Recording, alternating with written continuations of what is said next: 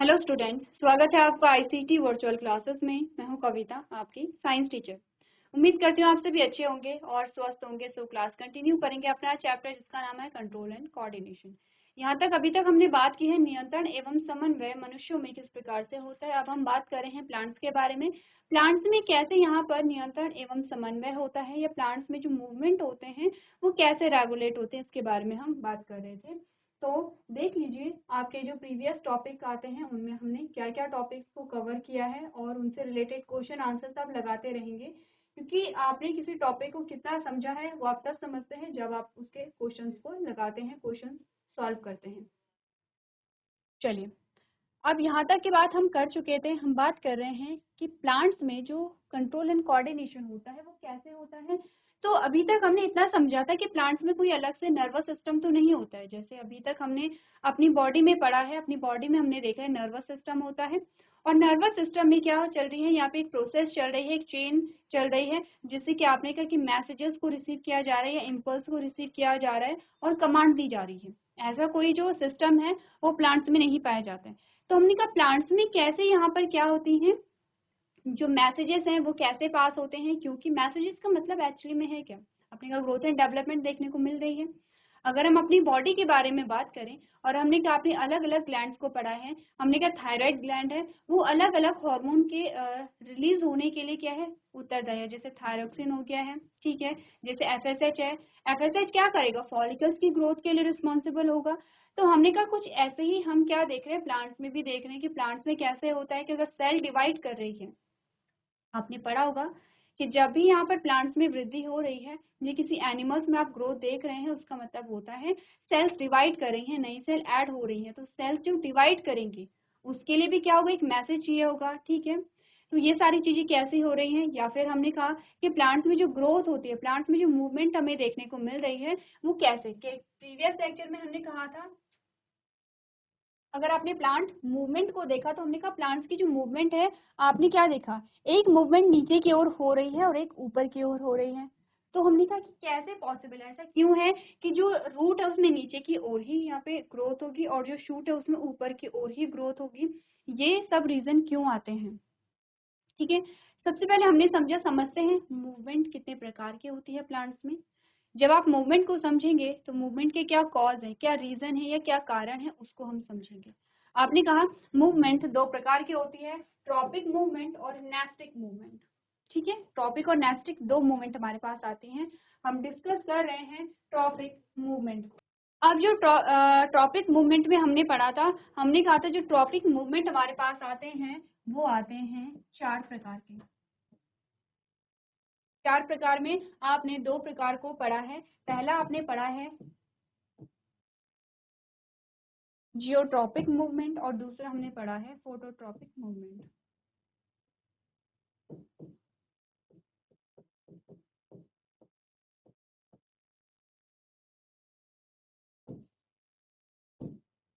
ये previous lecture में हमने कवर किया था, डायग्राम के माध्यम से समझा था। अब आपने कहा ये भी फिर से हमारे पास दो प्रकार के आते हैं, जियोट्रॉपिक मूवमेंट भी आपके पास दो प्रकार से आएगी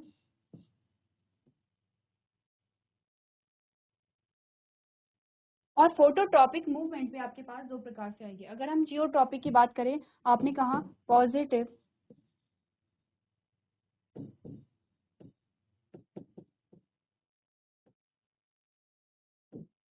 जियोट्रॉपिक मूवमेंट आती है और नेगेटिव जियोट्रॉपिक मूवमेंट आती है, ठीक है। सेम अगर हम यहाँ पर बात करें फोटोट्रॉपिक मूवमेंट की, तो आपने कहा पॉजिटिव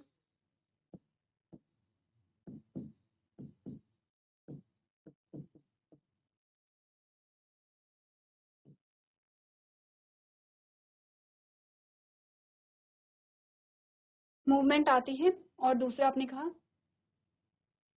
नेगेटिव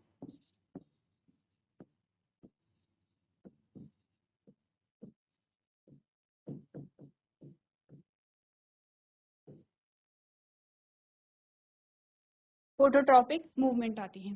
चार प्रकार की मूवमेंट हमने पढ़ी है प्रीवियस लेक्चर में। हमें देखना सिर्फ इतना है, इजी है, कुछ भी डिफिकल्ट नहीं है, बहुत इजी है। हमें देखना ये है कि पॉजिटिव और नेगेटिव का ध्यान हमें रखना है, ठीक है। अगर हम जियो की बात कर रहे हैं, इट मीन्स कि जियो जो वर्ड है वो आपके अर्थ से रिलेटेड आता है, अर्थ, और अर्थ में आपकी पाई जाती है ग्रेविटी या ग्रेविटेशनल फोर्स, ठीक है। अगर हम बात कर रहे हैं फोटो की, फोटो का संबंध है लाइट से, और हम बात कर रहे हैं यहाँ पर क्योंकि बायोलॉजी की, तो ऑब्वियस सी बात है कि हम किसके बारे में बात करेंगे, हमने कहा हम नेचुरल चीजों के बारे में बात करेंगे। लाइट यानी कि लाइट में किसका होगा, सनलाइट के बारे में बात कर रहे हैं। इतनी बातें क्लियर है कि अगर हम दो मूवमेंट हमने देखी हैं, कौन सी, जियोट्रॉपिक मूवमेंट और फोटोट्रॉपिक मूवमेंट। अब ये जो पॉजिटिव और नेगेटिव हमने बात की है, इसका क्या मतलब है। सबसे पहले तो हम स्टिमुलस को समझते हैं। अगर जियोट्रॉपिक मूवमेंट में हम स्टिमुलस देखें तो हमने कहा ग्रेविटी हमारे पास क्या आती है, स्टिमुलस आती है, प्राइमरी जो हमारे पास स्टिमुलस आता है। सेकेंडरी में आप वाटर को भी कंसिडर कर सकते हैं, ठीक है। क्योंकि जो हमने कहा कि मूवमेंट में डिफरेंस है, मूवमेंट सीधे नीचे वाली डायरेक्शन में जा रही है या फैल रही है, इस पे डिपेंड करता है। हमने कहा जो मेनली हमारे पास स्टिमुलस या उद्दीपक आया वो है ग्रेविटी। अगर ग्रेविटी या फिर ग्रेविटेशनल फोर्स या जो यहाँ पर क्या है, ग्रेविटेशनल फोर्स की डायरेक्शन में अगर क्या होगा, मूवमेंट होगी, तो आप क्या कहेंगे इसे, आपने कहा पॉजिटिव जियोट्रॉपिक मूवमेंट, एक मूवमेंट को बता रहा है। ये जो वर्ड है आपका, ये एक मूवमेंट को बता रहा है, एक गति को बता रहा है, और गति की दिशा कहाँ होगी वो आपको तब पता चलेगा जब आपको पता होगा स्टिमुलस के बारे में। तो जहां पर स्टिमुलस या जिस दिशा में आपका उद्दीपक होगा, उसी दिशा में अगर गति हो रही है तो पॉजिटिव मूवमेंट है। लेकिन अगर मूवमेंट यहाँ पर उसके जस्ट अपोजिट हो रही है, यानी कि उद्दीपक की जस्ट अपोजिट अगर हो रही है, तो आपने कहा नेगेटिव मूवमेंट है, ठीक है। ग्रेविटी या ग्रेविटेशनल फोर्स की डायरेक्शन में मूवमेंट को अगर हम देखते हैं तो आपने कहा पॉजिटिव जियोट्रॉपिक मूवमेंट है, जो कहाँ हमें मिला था,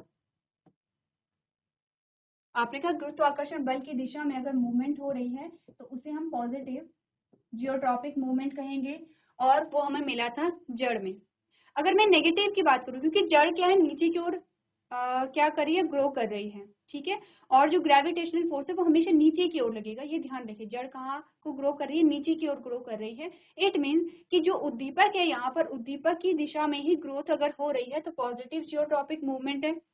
अब अगर मैं कहूँ कि नेगेटिव जियोट्रॉपिक मूवमेंट कैसे आया होगा, क्योंकि हम जानते हैं कि अगर ये भूमि है, ये जड़ है, तो ये ऊपर आपका क्या आता है, शूट सिस्टम आता है।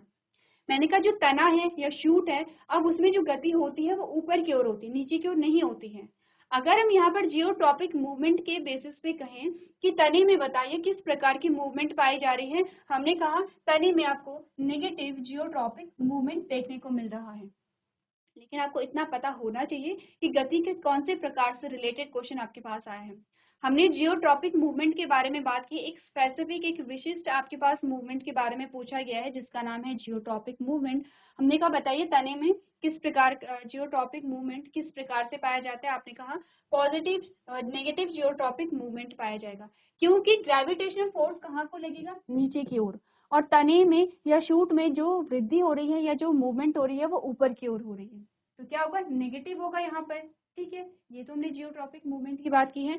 सेम हम बात करते हैं फोटोट्रॉपिक मूवमेंट के बारे में, क्योंकि फोटो रिलेटेड है लाइट से, फोटो जो शब्द है वो रिलेटेड होता है लाइट से। यहाँ पर स्टिमुलस या उद्दीपक हमारे पास क्या आएगी, लाइट आएगी। अगर लाइट की डायरेक्शन में हमने कहा गति हो रही है, मूवमेंट हो रही है, तो पॉजिटिव फोटोट्रॉपिक मूवमेंट होगा। और अगर लाइट की दिशा के विपरीत दिशा में आप गति देख रहे हैं, क्या होगा, नेगेटिव फोटोट्रॉपिक मूवमेंट होगा।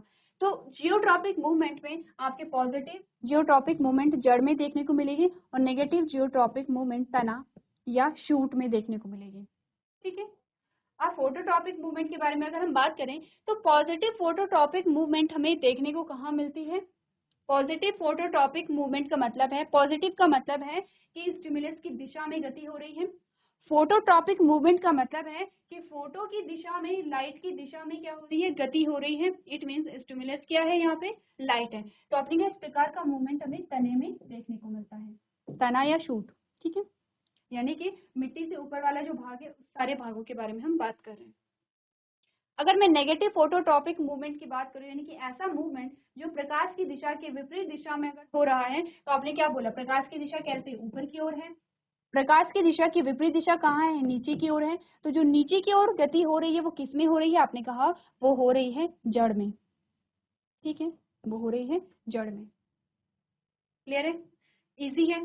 अब ध्यान ये देना है, क्वेश्चन में ये आपको ध्यान देना है, इतना आप समझते हैं कि जियोट्रॉपिक मूवमेंट और फोटोट्रॉपिक मूवमेंट में पॉजिटिव और नेगेटिव कहाँ पे आएगा, या पॉजिटिव और नेगेटिव के क्या एग्जांपल आपके पास आएंगे। ध्यान ये दे दीजिए, आपसे पूछिए कौन से प्रकार की गति है, जियोट्रॉपिक है या फोटोट्रॉपिक है, यहीं पे कंफ्यूजन होता है और यहीं पे क्वेश्चन क्या होते हैं, गलत भी होते हैं। तो प्रीवियस लेक्चर में हमने क्या किया था, ट्रॉपिक और जियोट्रॉपिक मूवमेंट और फोटोट्रॉपिक मूवमेंट को हमने पढ़ा था, एक डायग्राम के माध्यम से हमने समझा था। ठीक है, आज हमारे पास कुछ और मूवमेंट आते हैं, जैसे कि हमारे पास दो और प्रकार के क्या आते हैं, मूवमेंट आते हैं। इससे पहले पढ़ लेते हैं फोटोट्रॉपिक मूवमेंट में हमने क्या समझा है। ठीक है, डायग्रामेटिक वे में हम समझ चुके हैं, अब थ्योरेटिकल पोर्शन को हम देखते हैं। आपने कहा the growth in a plant parts in response to light is called a phototropic movement. Stem usually show a positive phototropic movement while root usually show negative phototropic movement. If a plant is kept in a container in which no sunlight reaches and a hole in the container allow some sunlight, the stem finally grows in the direction of the sunlight. This happens because of a higher rate of cell division in the part of stem which is away from the sunlight. As a result, the stem bends towards the light. The heightened rate of cell division is attained by an increased secretion of the plant hormone auxin which is away from a sunlight. क्या बोला गया है, आपने कहा phototropic movement आप किसे कहेंगे, प्रकाश की प्रतिक्रिया में यानी कि सनलाइट के रिस्पांस में। अगर सनलाइट के लिए कोई रिस्पांस आ रहा है तो हमने कहा सनलाइट क्या होगी, फिर स्टिमुलस होगा, उद्दीपक होगा। यही तो हमने डिफरेंशिएट किया था, स्टिमुलस क्या है, रिस्पांस क्या है, सेंस ऑर्गन क्या है, रिसेप्टर क्या है, इन सभी में हमने यही डिफरेंस देखा था कि प्रकाश की प्रतिक्रिया में पौधे के हिस्से में होने वाली वृद्धि को फोटोट्रॉपिक मूवमेंट कहा जाता है।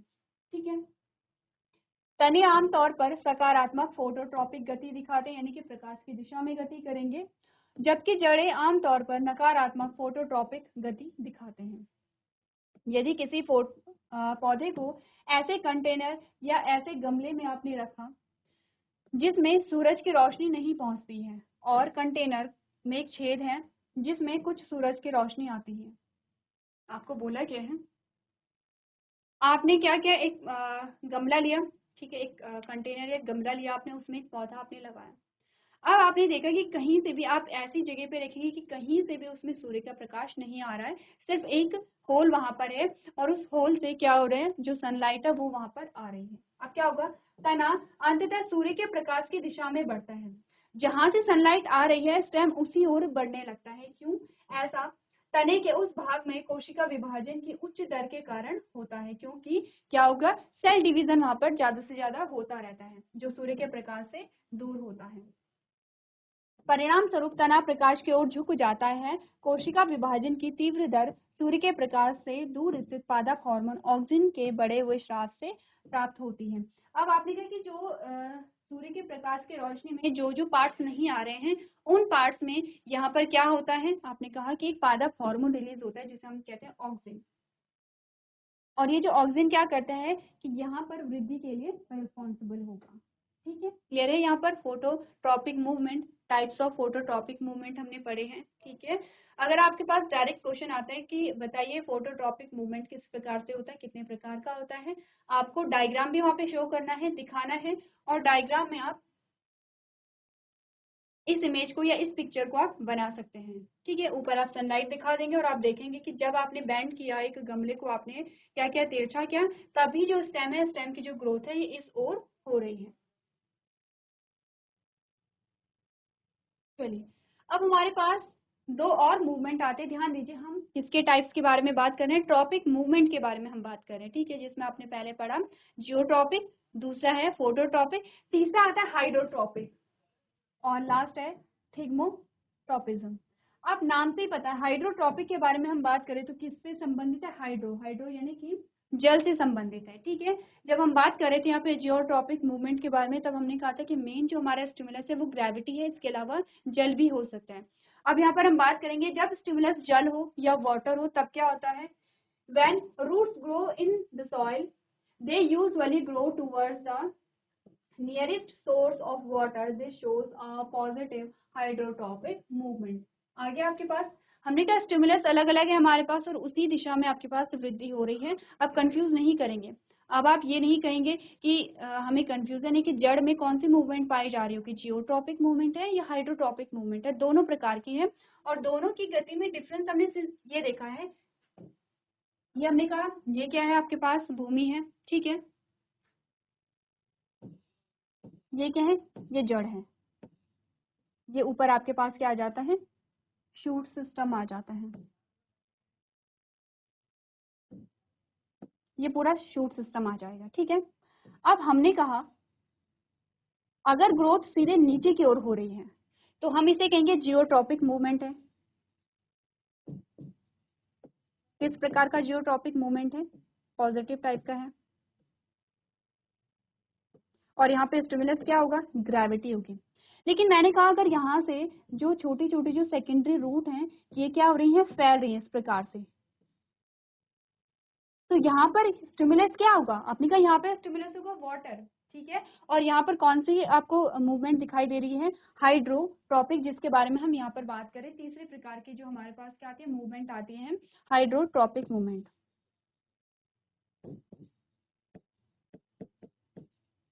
ठीक है। तो आपने क्या बोला, डायरेक्शन आपको समझ आ रही है, सिर्फ सीधे नीचे की ओर हो रही है तो जियोट्रॉपिक है, ग्रेविटी यहाँ पे स्टिमुलस है। आपने कहा फैल रही है, तो फैल क्यों रही है, क्योंकि ग्रेविटी तो नीचे की ओर लगती है, तो इसका मतलब रूट को सीधे नीचे की ओर बढ़ना चाहिए था। लेकिन अगर जड़ें फैल रही हैं इट मीन्स यहाँ पर स्टिमुलस कुछ और होगा, वाटर होगा, ठीक है। जो कि क्या करें, जिस दिशा में पानी मिलेगा, जहां जहां पे जड़ों को पानी मिलता है उसी दिशा में जो जड़ें हैं वो बढ़ती चली जाती हैं। अब एक बेसिक सा क्वेश्चन आपके पास आता है, आपके लिए क्वेश्चन ये है, आपने किसी प्लांट के रूट्स देखे होंगे, आप किसी छोटे प्लांट को आप ले लेंगे, ठीक है, जिसमें फाइब्रस रूट मिल रहे हैं।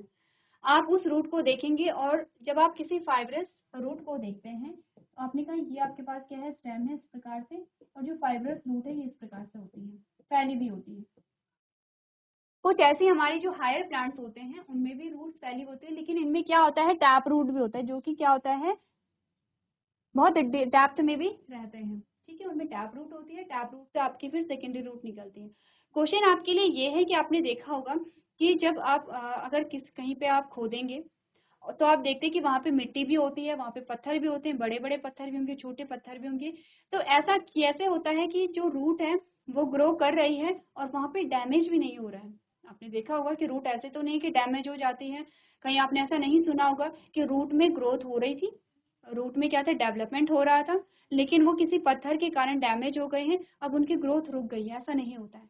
ऐसा इसलिए नहीं होता है क्योंकि रूट के टिप पर क्या होते हैं, रूट कैप होती है इस प्रकार से। ये क्या होते हैं, रूट कैप होती है, और ये रूट कैप क्या करती है, जो रूट की टिप है उसे डैमेज होने से बचाती है। इसी वजह से क्या होता है, जो रूट्स है वो इजीली क्या कर लेते हैं, डेवलप कर जाते हैं, ठीक है। क्लियर है इतनी बात, इजी है हाइड्रोट्रॉपिक मूवमेंट। चलिए, तो हमने हाइड्रोट्रॉपिक मूवमेंट में क्या पढ़ा, जब जड़ें मिट्टी में बढ़ती हैं तो वे आमतौर पर पानी के निकटतम स्रोत की ओर बढ़ती हैं। यह एक सकारात्मक हाइड्रोट्रॉपिक मूवमेंट को दिखाता है, गति को दिखाता है, आंदोलन नहीं होगा, ठीक है। ये सही कर लेंगे आप लोग। अब पढ़ते हैं थिग्मोट्रोपिज्म मूवमेंट के बारे में। आपने कहा the growth in a plant parts in response to touch is called a thigmotropism movement, यानी कि स्पर्श की प्रतिक्रिया में पौधे के हिस्से में होने वाली जो वृद्धि है या जो गति है उसे हम क्या कहेंगे, थिग्मोट्रोपिज्म मूवमेंट कहेंगे, ठीक है। अब यहाँ पर हमने कहा आगे अगर हम एग्जाम्पल देखें, such movements are seen in tendrils and climbers. आपने कहा कि यहाँ पे स्पर्श की अनुदिशा में या फिर स्पर्शी यहाँ पे क्या आ जाता है, स्टिमुलस आ जाते हैं। तो इसके एग्जाम्पल आपके पास क्या आते हैं, क्लाइंबर्स और टेंड्रिल्स आते हैं। जैसे आपने बेल देखी होंगी तो आपको पता है कि बेल अगर ग्रोथ कर रही हैं, वृद्धि कर रही हैं, उन्हें एक सहारे की जरूरत होती है। फॉर एग्जाम्पल आपने कहा कि कोई भी बेल आपने लगा ली है, चाहे आप खीरे की बेल का एग्जाम्पल ले सकते हैं, ठीक है। अब जहाँ जैसे जैसे जो उसका सपोर्ट होगा, उसके सपोर्ट की जैसी डायरेक्शन होगी वो उसी दिशा में क्या करेगा, वृद्धि करेगा। फॉर एग्जाम्पल एक पेड़ है और पेड़ के सामने ही आपने क्या कर दिया है, खीरे की जो बेल है वो लगा ली है। अब जैसे जैसे पेड़ ऊपर की ओर बढ़ेगा, जैसे जैसे पेड़ की क्या होगी यहाँ पे डायरेक्शन होगी, वैसे वैसे बेल ऊपर की ओर चढ़ती जाती है। कैसे, वो क्या होगा, जैसे ये पेड़ है, ये क्या है, एक पेड़ है, ठीक है, ये रूट है। इस पेड़ में क्या है, ब्रांचेस निकल रही हैं, इस प्रकार से ये ब्रांचेस निकल रही हैं। यहाँ पर जो बेल है, आप देखते हैं कि ये बेल इस प्रकार से बढ़ती चली जाती है और अलग अलग शाखाओं में। पहले तो क्या हुआ, ये स्टेम में लिपटेगी, फिर ये क्या करेंगे, शाखाओं में लिपटेंगे, फिर शाखाएं और ज्यादा छोटी छोटी स्मॉल ब्रांचेस में क्या हो जाती हैं, डिवाइड हो जाती हैं। तो क्या करिए, स्पर्श के अनुरूप इनमें वृद्धि हो रही है। जैसे जैसे उन्हें सपोर्ट मिला, जिस डायरेक्शन में उन्हें सपोर्ट मिला, उसी डायरेक्शन में ये आगे की ओर बढ़ती चली जाती हैं। इस प्रकार के मूवमेंट को हम क्या कहेंगे, थिग्मोट्रोपिज्म मूवमेंट कहेंगे। The tendrils grow in a way so as it can coil around a support.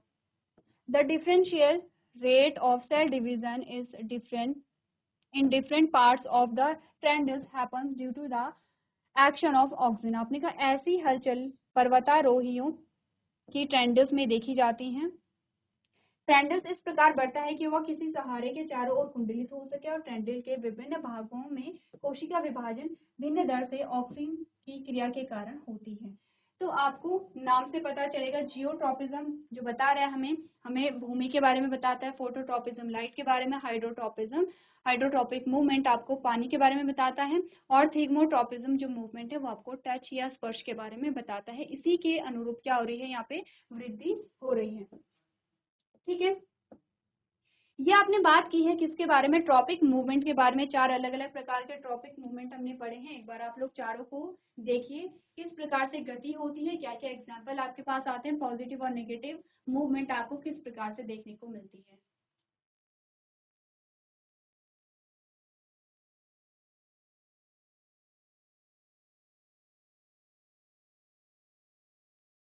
चलिए, अब प्लांट्स में होने वाले सेकेंड टाइप के मूवमेंट के बारे में बात करते हैं, जिसे हमने कहा नेस्टिक मूवमेंट। क्या होते हैं नेस्टिक मूवमेंट, देखिए आपने कहा the movement which do not depend on the direction from the stimulus acts are called nastic movement. ये ऐसे मूवमेंट है जो यहाँ पर उद्दीपक की दिशा पे निर्भर नहीं रहते हैं। तो आपने क्या बोला, वह मूवमेंट जो उत्तेजना क्रियाओं की दिशा पर निर्भर नहीं करती है उसे हम क्या कहते हैं, नेस्टिक मूवमेंट कहते हैं। एग्जाम्पल आपके पास है, for example when someone touches the leaves of mimosa the leaves drops. आपने देखा होगा कि जो छुई मुई का पौधा होता है, जैसे आप उसे क्या करते हैं, टच करते हैं, वो एकदम से क्या हो जाता है, श्रिंक हो जाते हैं। जैसे अभी तक खुली हैं, पत्तियां खुली हुई हैं, जो मिड ड्रिप है, मिड ड्रिप पे क्या लगी है, पत्तियां लगी हुई हैं, खिली हुई हैं।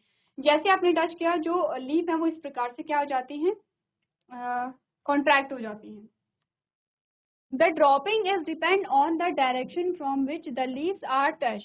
आपने बोला कि पत्तियों का गिरना या पत्तियों का संकुचन उस दिशा से स्वतंत्र है जिस दिशा से पत्तियों को छुआ जाता है।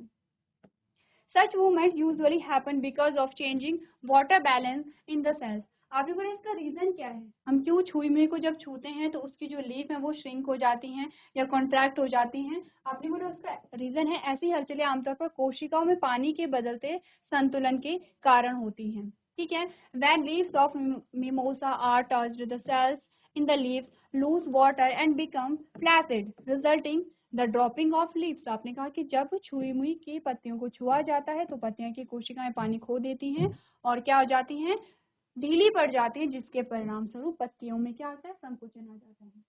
अब आपने एक शब्द पढ़ा होगा, टर्जिडिटी। क्या होता है टर्जिडिटी, मैंने कहा एक प्लांट है, एक पॉट है, पॉट में एक पौधा है, उसकी जो पत्तियां एकदम खिली हुई हैं, पूरी खिली हुई हैं, तो आप देखिए कि उसका पूरा जो आकार है एकदम से क्या है, चौड़ा जो भाग है वो क्या है, आपको एकदम खिला हुआ दिख रहा है, ठीक है। जब खिला हुआ दिख रहा है तो आपने क्या किया, कुछ दिन तक उसे पानी नहीं दिया। जब पानी नहीं दिया तो आप देखते हैं जो लीफ है वो इस प्रकार से संकुचित हो जाती है, अब वो मुरझा जाती हैं, उनका जो एरिया है वो कम हो जाता है। लीफ का जो पूरा एरिया था वो क्या हो गया है, कम हो गया है, क्योंकि लीफ आप कहते हैं कि मुरझा गई हैं या संकुचित हो गई हैं। ऐसा क्यों हुआ, क्योंकि पानी क्या देता है, टर्जिडिटी देता है। टर्जिडिटी का मतलब होता है कि प्लांट जो है प्लांट की जो सेल्स हैं वो एकदम से कैसी रहती हैं, आपने कहा टर्जिड रहती हैं। जैसे कि अगर आप सेल की बात करेंगे, प्लांट सेल की अगर हम बात करते हैं तो ये प्लांट सेल है, ठीक है। ये आपके क्या पास आती है, सेल वॉल,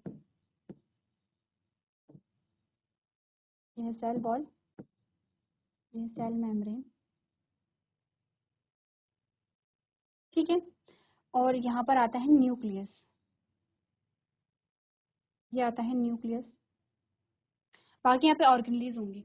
आपने कहा अगर हम प्लांट सेल की बात करें तो प्लांट सेल में एक बड़ा जो एरिया होता है वो बनाता है वैक्यूल को, रिक्तिकाएं बनाता है। और वैक्यूल में आपके जो भी चीजें होती हैं, जो एक्स्ट्रा मटेरियल होता है या फिर जो वाटर होता है, वो क्या होता है वहाँ पे संग्रहित रहता है।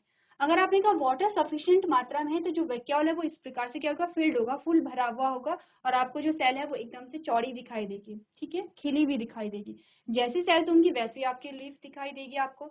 अब जब वाटर लॉस हो गया, पानी जब निकल गया, तो आपने कहा कि क्योंकि वैक्यूल भी श्रिंक होगा, सेल भी श्रिंक होगी, तो पूरी जो लीफ है वो अब क्या हो रही है, श्रिंक हो रही है। यही रीजन है कि जब हम छुई मुई को छूते हैं तो उससे क्या होता है, वाटर लॉस होता है। वाटर लॉस होगा तो आपने क्या कहा कि सेल क्या हो जाएगी, श्रिंक हो जाएगी, और आपको लीफ भी कैसी दिखाई देती है, श्रिंक यहाँ पर होती हुई दिखाई देती है। तो क्या होते हैं, नेस्टिक मूवमेंट, और कहाँ पे पाए जाते हैं, एक बार आप लोग एग्जाम्पल देखिए।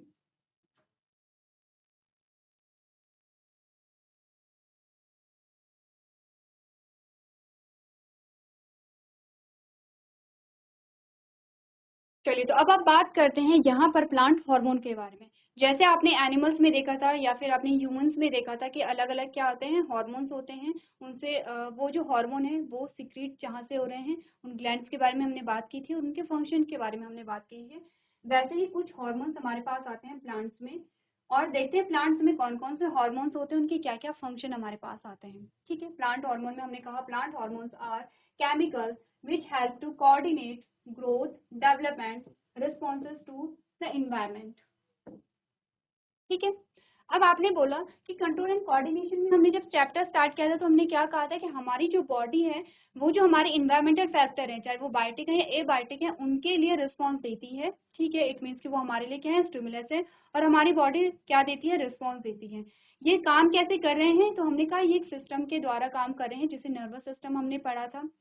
अब प्लांट्स में क्या होता है, प्लांट भी क्या करेगा, जो आउटर इन्वायरमेंट है उसके लिए रिस्पॉन्स देता है, लेकिन नर्वस सिस्टम के द्वारा नहीं बल्कि हार्मोन के द्वारा, ठीक है। तो सबसे पहली लाइन में आपको यही बताया गया है, पादप हार्मोन रासायनिक होते हैं जो वृद्धि क्या क्या करते हैं हार्मोन, ये देखिए। वृद्धि यानी ग्रोथ के लिए उत्तरदायी होंगे, डेवलपमेंट यानी विकास के लिए उत्तरदायी होंगे, और पर्यावरण के प्रति प्रतिक्रियाओं के समन्वय में मदद करते हैं, यानी कि इन्वायरमेंटल फैक्टर के लिए क्या देते हैं, रिस्पॉन्सेज देते हैं। अब आपको हार्मोन्स के बारे में बताया गया, टाइप्स ऑफ प्लांट हार्मोन्स जो हमारे पास आते हैं। पहला आता है ऑक्सिन, दूसरा आता है यहाँ पर जिबरलिन, तीसरा आता है साइटोकाइनिन, और लास्ट आता है एब्सिसिक एसिड। इंपॉर्टेंट है, आपके पास हार्मोन से रिलेटेड क्वेश्चन आते ही आते हैं, बहुत इंपॉर्टेंट है। एटलीस्ट एक क्वेश्चन आप मान के चलिए, हार्मोन से आपके पास एक क्वेश्चन आएगा यहाँ पर, तो ध्यान से देखिए। ऑक्सिन जो होता है वो कहाँ पर बनेगा, शूट की टिप पर बनता है, ठीक है। जो भी ग्रोइंग रीजन होते हैं, जिनमें भी वृद्धि होती है, जो भी प्लांट में जहां से भी आप देख रहे हैं कि क्या बढ़ रही है, वृद्धि हो रही है या हाइट बढ़ रही है, वहीं पर आपके ऑक्सीजन पाए जाएंगे। तो आपने बोला कि यहाँ पर जो ऑक्सीजन है वो शूट की टिप पर संश्लेषित होते हैं या उनका सिंथेसिस होता है। शूट आप समझते हैं, शूट का मतलब होता है ये आपके पास जो तना आता है, ठीक है, ये तने के अलग अलग ब्रांचेस आ गई, और ये जो तने की जो टिप है इसे हम क्या कहेंगे, शूट। ये पूरा शूट आ गया है, और शूट के जो सबसे अपर मोस्ट पार्ट है उसे हम कहेंगे शूट टिप कहेंगे, ठीक है।